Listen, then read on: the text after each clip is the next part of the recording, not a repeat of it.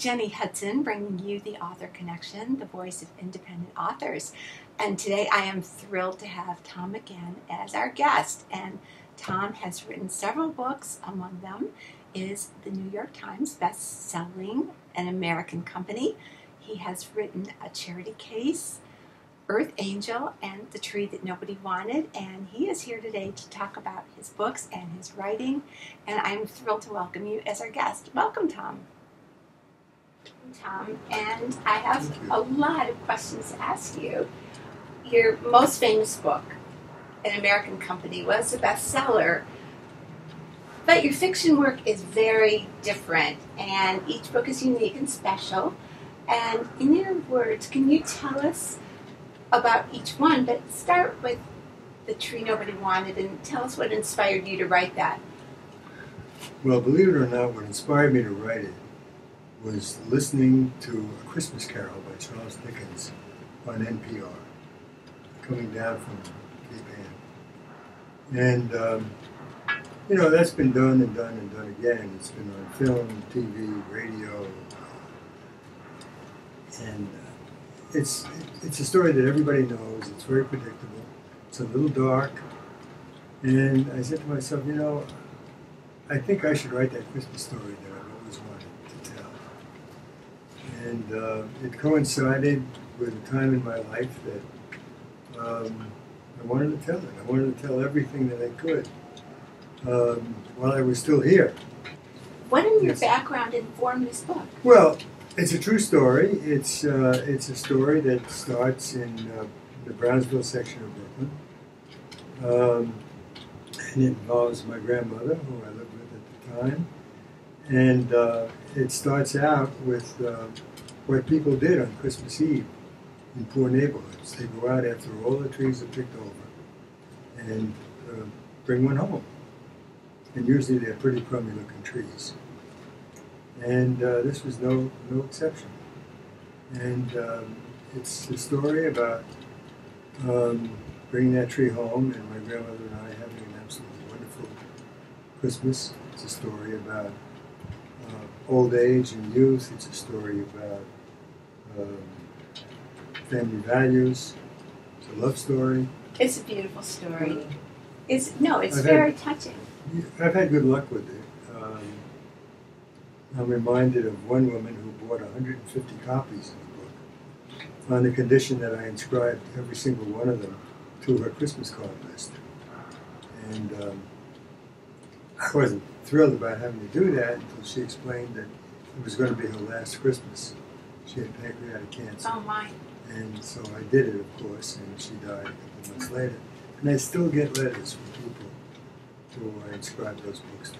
Well, I think it's an unforgettable story, and I'm sure it's part of that family story, too. The thing that makes me happiest is a review that I got. It's on Amazon. I think you can check it out and see it, where a guy said, at last we have an alternative to A Christmas Carol.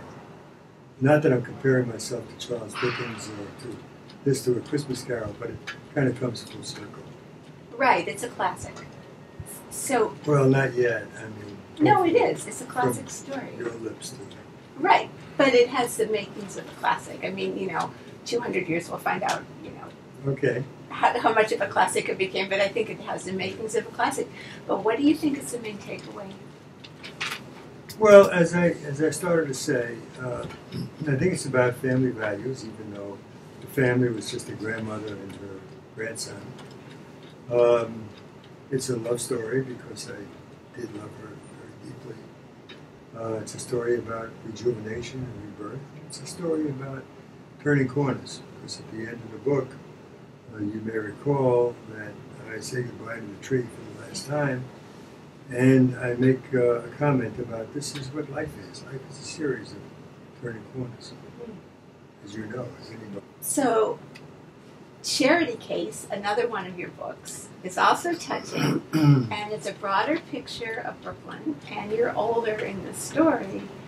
And what similarities do you see in the writing or the themes, and what are the differences?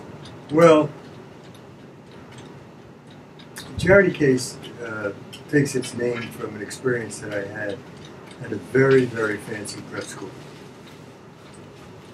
And I was a charity case there. And up to that point, I never knew that I was poor. But suddenly, when somebody's paying your tuition, buying your books and things like that, and you're looked down upon, you realize where you are, who you are, and what you came from. So it's a totally different experience, even though it was only about 4 years separating the two. But it certainly changed my life. And that experience at the prep is just one story in a dozen or more in charity case. But they're all from my youth. They're all from Brooklyn, which I have great fondness for. And I've kind of carved that out as my territory. Well, I think there's a real poignancy in the books. And I also think that there's a lot of very tender moments, but there's also a lot of cruelty in it. It's a very mixed bag. It's like life. Right? It's like life, yeah. And there's some fun and there's some sadness. You're right. It's I try to make a little interesting Under the Boardwalk, for example. We're not going to go into that. Well, I think I've grown up with people who are older and have told me about Brooklyn, when they grew up, and the stories that I mostly heard were stories about how they used to play stickball, and I was so grateful that there wasn't a stickball story. Stickball's been done. Exactly. These Yeah. are stories of the heart and of friendships and love and trying hard to succeed in what you do, and I think that No, you're right. And there's a whole other side to Brooklyn, and that's the story that I wanted to tell. And I'm glad that there's a rebirth now in Brooklyn. But once were neighborhoods like Williamsburg, for example, that you wouldn't go to when I was growing up. And now you can't afford to go there. Exactly, you can't afford to go there. That's right. That's But they're nice. But another novel that you wrote, Earth Angel, is very different from the other two, but it still has that kind of heartfelt theme. And I was wondering what inspired you to write Earth Angel. I've had a lifelong romance with airplanes. And, of course, I grew up during World War II when airplanes were on everybody's mind. And, I always wanted to fly one. I always wanted to touch one. And I had this story in mind for a long time about a man who has a romance with an airplane, this time a P-51 Mustang, that is totally restored in every respect, except that it doesn't have an engine, it doesn't have a heart. And what Earth Angel is about his quest to find an engine for and the people that he meets along the way. It's kind of a road book. Actually, I originally conceived it as a screenplay. It's very cinematic. It is. It would make a great movie. Yeah. Well, I had a near miss with Warner Brothers, but a miss nonetheless.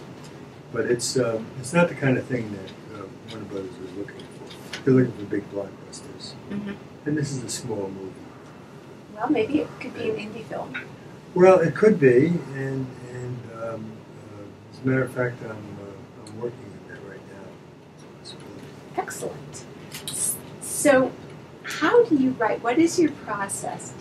Are you one of these writers that outline everything, or do you just write from your head? Well, I do outline things. I learned some valuable lessons when I wrote my first book, which was in 1973 to 4.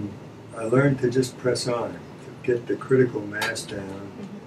The mistake I made in the beginning of writing that was I would do the first chapter and we'd get a clean draft, get it back, and then I'd immediately edit the thing. And it took me about 3 months to finish the first chapter. And I said, I'm never going to get through this thing. I just did the arithmetic. Figured, well, this book will come out maybe in 5 years from So I just pressed on. I didn't pay any attention, and I still don't pay any attention to grammar or spelling, even order or emphasis. I just try to get it all down. And then what I did was what you can do now with the Word Perfect and all these other things, Microsoft, whatever it is. You can. I was physically cutting it apart and rearranging. And I guess my advice to anybody that's starting out would be to try what I did. I mean, make an outline, of course, write to the outline, but don't get stopped by editing as you go, or thinking I could do this, do that at the end. It's a lot like bricklaying, I think. You know, it's one brick on top of another, and you squeeze them together, and you get all that stuff out. But you want to get the bricks all there first in a pile. Get it all before you put. Oh yeah, right. Oh, absolutely. You got to get the bricks in the pile. Yeah, that's right. Yeah. That's good. I know that there are some authors who are pretty strict with their outlines, and you know, do you feel like you're surprised by things that happen in your stories? I'm always surprised by things that happen, and I'm surprised, frankly, by people telling me that they read things in the story that I didn't even put there. They read things into the story. That's kind of an interesting phenomenon, right? I think. Yeah. And they say, "Oh, I loved what you did in so and so." I didn't intend to do that. And maybe it's there, maybe it's not. Maybe you're imagining it, you know. Yeah. I do. In the case of An American Company, which was the first book that I did, I outlined that on 3x5 cards and laid them out on an oriental rug in my office. And that's great. To the point where I couldn't step on the rug. I mean, all these little things. Yeah. Then I put them in order, and gradually the thing, you know, comes together.